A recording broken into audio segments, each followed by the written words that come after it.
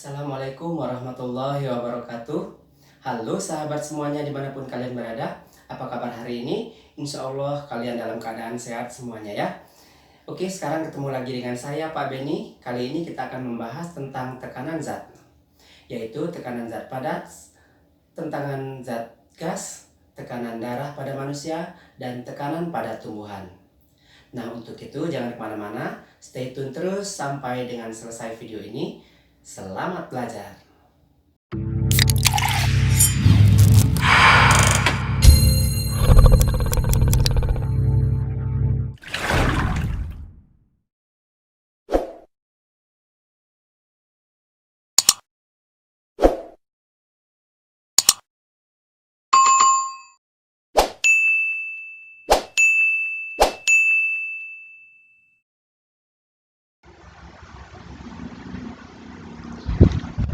Halo anak-anakku, selamat berjumpa lagi dengan Beni. Kali ini kita akan belajar tentang materi tekanan zat. Materinya membahas tentang tekanan zat padat, tentang tekanan zat gas, tekanan pada tumbuhan, dan tekanan darah manusia. Untuk kompetensi dasar untuk materi tekanan zat ini ada KD 3.8, yaitu menganalisis tekanan zat dan penerapannya dalam kehidupan sehari-hari, termasuk tekanan darah, osmosis, dan kapilaritas jaringan angkut pada tumbuhan. Adapun untuk IPK-nya, yaitu menentukan konsep tekanan pada zat padat, mengaitkan konsep tekanan pada zat cair, yaitu Pascal, dengan aliran dan tekanan darah, menentukan jaringan yang berperan dalam sistem transportasi tumbuhan, menganalisis proses transportasi pada tumbuhan. Adapun untuk keterampilannya, yaitu KD 4.8, menyajikan data hasil percobaan untuk menyelidiki tekanan zat cair pada kedalaman tertentu, gaya apung, dan kapilaritas, misalnya dalam batang tumbuhan. Adapun untuk IPK-nya, yaitu menyelidiki tekanan zat cair pada kedalaman tertentu dan melakukan percobaan tekanan akar, daya kapilaritas batang, dan daya isap air. Oke, yang pertama adalah tekanan zat dibagi menjadi 3, yaitu tekanan zat padat, tekanan zat cair, dan tekanan zat gas. Apa itu tekanan? Tekanan adalah perbandingan antara jumlah gaya yang diberikan pada benda dengan luas permukaan benda. Jadi, ketika ujung paku yang memiliki permukaan runcing ditempelkan ke dinding, kemudian gaya yang kami berikan pada paku cukup besar, maka tekanan yang dihasilkan akan besar. Tekanan yang besar ini akan membuat dinding menjadi berlubang. Contoh paling sederhana, di saat kita berdiri, sebenarnya pada saat itu telapak kaki sedang menekan permukaan tanah. Sekarang kalau ditanya lebih sakit mana, diinjak oleh sepatu sekolah atau diinjak oleh hak sepatu pesta yang tinggi, Bapak yakin semua pasti akan sepakat menjawab sakit diinjak sepatu pesta hak pendidikan. Mengapa begitu? Alasannya bisa dijelaskan menggunakan teori tekanan. Baiklah, kita akan mulai saja materinya.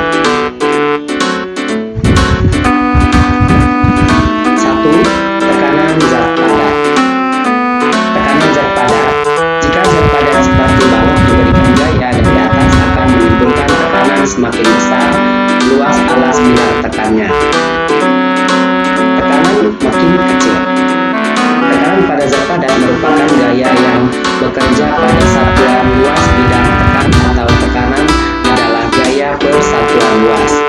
Rumus tekanan zat padat adalah P sama dengan F per A, di mana P sama dengan tekanan, satuannya Newton per meter kuadrat atau Pascal. F merupakan gaya tekan, satuannya Newton. A merupakan luas permukaan benda, satuannya meter kuadrat. Simbol dan satuan tekanan. Dalam fisika, besaran tekanan disimbolkan atau dilambangkan dengan huruf P besar atau P kecil. Satuan tekanan menurut sistem satuan internasional atau SI adalah Newton per meter kuadrat. Satuan tekanan yang lain adalah Pascal atau PA, diambil dari nama seorang fisikawan Prancis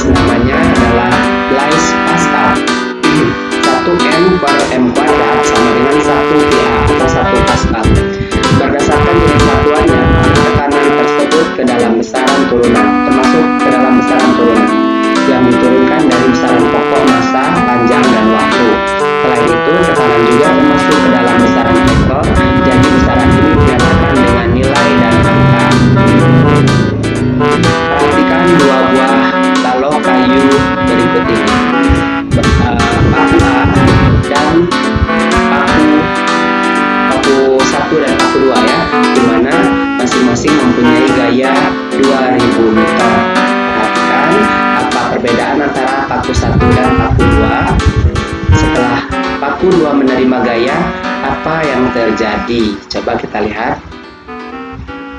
Ya, ini paku 2. Apa yang terjadi? Ternyata pakunya menembus balok kayu. Kita lihat setelah paku 1 menerima gaya, apa yang terjadi juga. Kita lihat urutannya. Ya, oke. Mengapa demikian? Mengapa?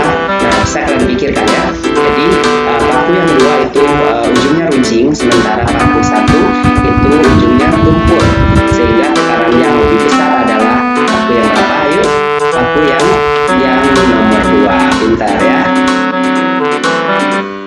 Oke, perhatikan ilustrasi berikut juga. Luas bidang tekan.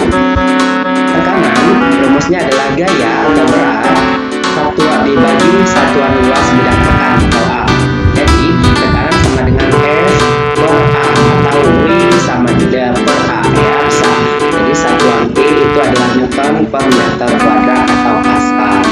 Jadi rumus tekanan bisa menggunakan P sama dengan F per A atau P sama dengan W per A. Perhatikan gambar berikut A, B, C, D. Tekanan zat pada tekanan kecil terjadi pada gambar bentuknya yang A, B, C atau D. Kita lihat permukaannya ya. Kalau permukaannya paling kecil, berarti tekanannya paling besar ya. Yang mana itu? Yang C tentunya. Pintar ya. Contoh soal tekanan gambar. Perhatikan gambar berikut ya. Gambarnya di samping ada gambar segi 4. Mencari tekanan zat padat pada sebuah balok. Jika G sama dengan 10 meter per sekon kuadrat, tekanan balok pada lantai adalah, diketahui masanya adalah 120 kg, gaya gravitasinya adalah 10 meter per sekon kuadrat, di mana untuk mencari F atau gaya itu rumusnya adalah massa dikali gaya gravitasi. Kecepatan gravitasi itu kita sudah mendapatkan M kali G, yaitu 120 dikali 10, hasilnya adalah 1200 Newton. Kemudian A merupakan luas bidang tekan. Luas itu rumusnya adalah panjang dikali lebar. Panjangnya adalah 20 cm dikali lebarnya 40 cm. Maka cm kita konversikan dulu menjadi meter, maka 20 cm itu sama dengan 0,2 meter dan 40 cm sama dengan 0,4 meter. Maka setelah dikalikan hasilnya 0,08 meter kuadrat. Ditanyanya adalah P atau tekanan, maka rumusnya P sama dengan F per A. Jadi F-nya 1200 dibagi A-nya 0,08, maka P sama dengan 15.000 N per M kuadrat atau Pascal. Jadi tekanan yang diberikan balok pada lantai adalah 15.000 Newton per meter kuadrat atau Pascal. Gampang ya.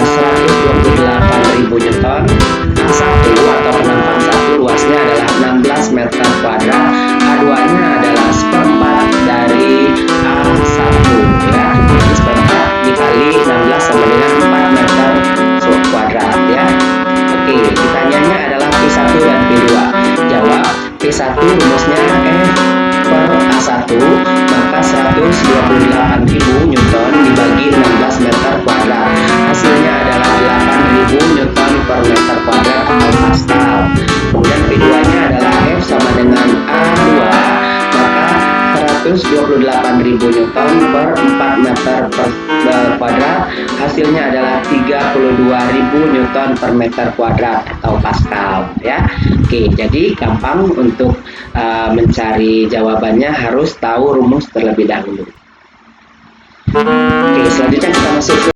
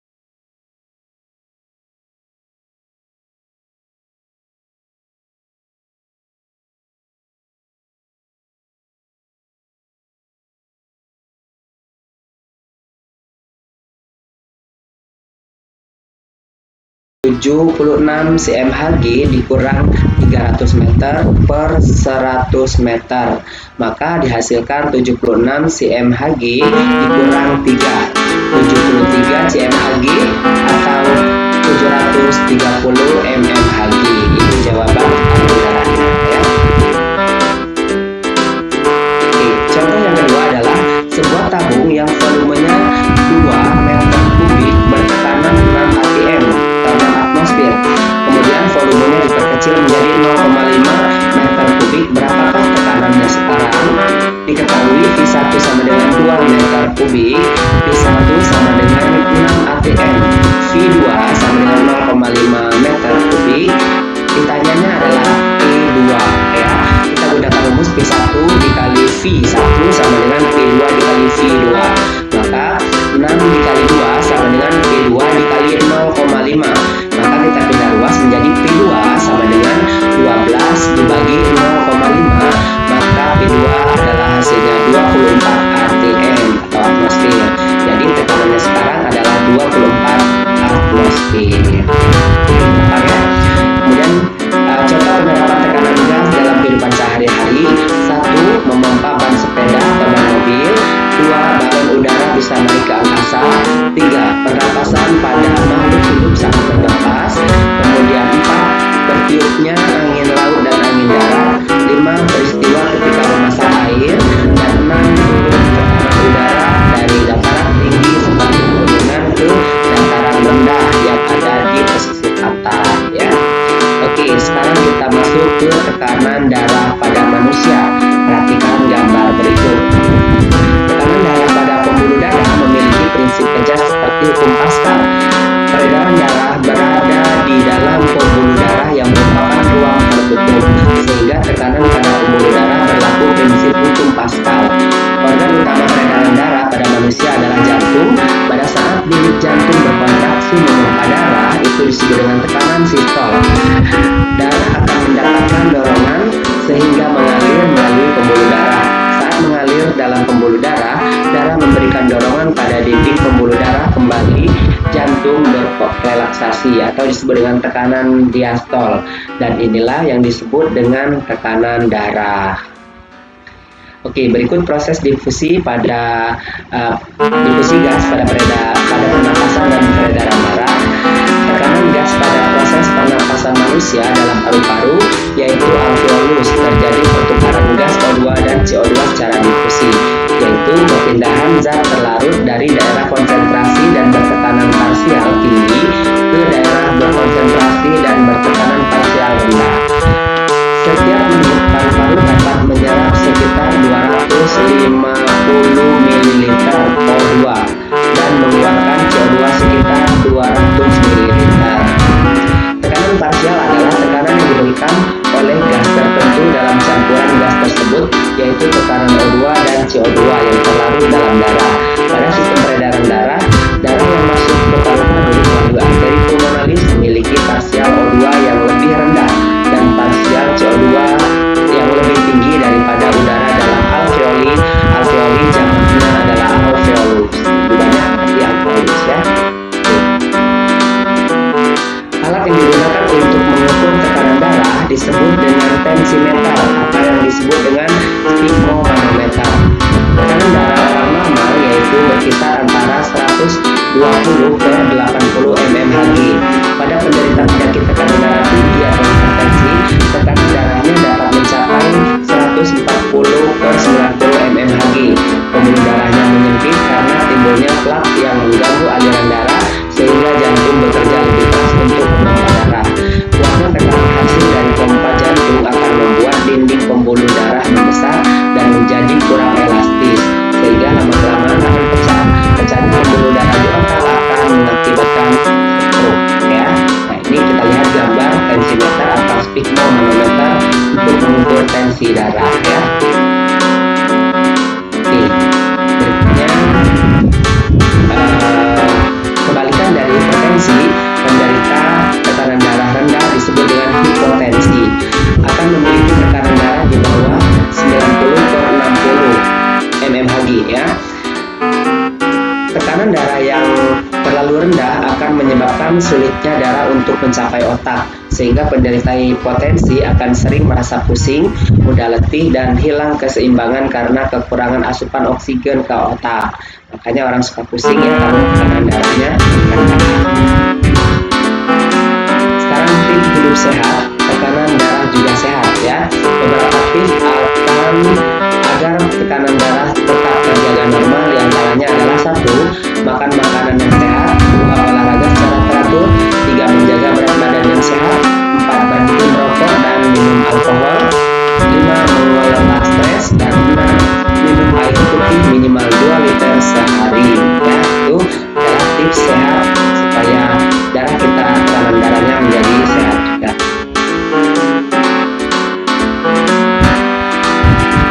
Nah, sekarang kita masuk ke tekanan zat pada tumbuhan.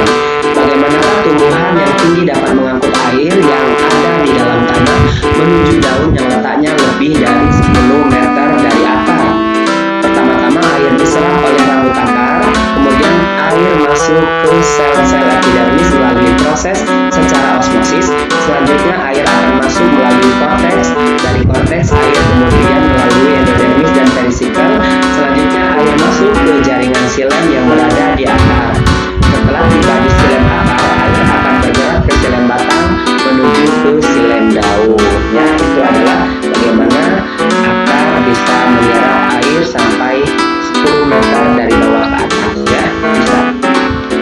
Sekarang kita lihat skemanya, yaitu air menuju ke sel-sel epidermis akar, osmosis ya, terjadi osmosis di rambut akar. Kemudian menuju ke korteks, dari korteks menuju ke endodermis, dari endodermis ke perisikel, dari perisikel yaitu ke xilem akar, dari xilem akar ke xilem batang menuju ke xilem daun ya. Oke, itu adalah skema lintasan jalannya air masuk ke dalam xilem tumbuhan. Oke, apa itu osmosis? Osmosis adalah peristiwa penyerapan air pada tumbuhan dari konsentrasi yang rendah atau hipotonik ke konsentrasi yang tinggi atau hipertonik melalui membran semi permeabel. Itu disebut dengan osmosis. Perhatikan gambar berikut.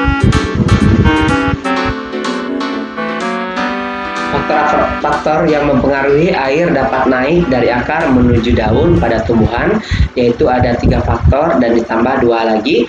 Jadi faktor pertama adalah daya tekan akar, yang kedua daya kapilaritas batang, dan yang ketiga daya isap daun.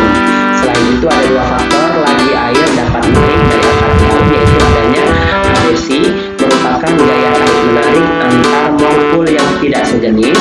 Yang kedua adalah kohesi, merupakan gaya tarik menarik antar molekul yang sejenis, yaitu.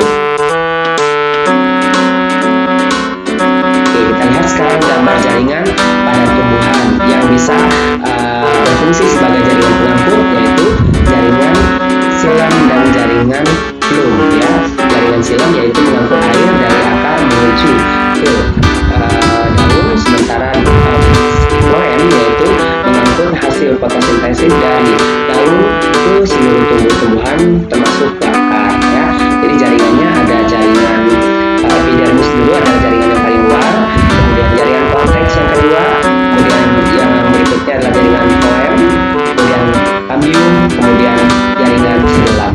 Ya. Nah, demikian dari anak-anak materi yang bisa disampaikan pada kesempatan kali ini. Semoga kalian mengerti dan bisa memahami materi ini, dan semoga nilai kalian juga semakin bagus. Ya, untuk itu jangan malas belajar, gali terus potensi kalian. Terima kasih. Assalamualaikum warahmatullahi wabarakatuh. Nah, sahabat semuanya, demikian tadi sudah kita saksikan bersama-sama video pembelajaran tentang tekanan zat. Mudah-mudahan materinya dapat dimengerti dan bisa dipahami dengan baik dan dapat meningkatkan nilai kompetensi kalian, ya. Oke, sukses terus buat kalian semuanya. Semangat belajar dan tetap jaga protokol kesehatan. Wassalamualaikum warahmatullahi wabarakatuh.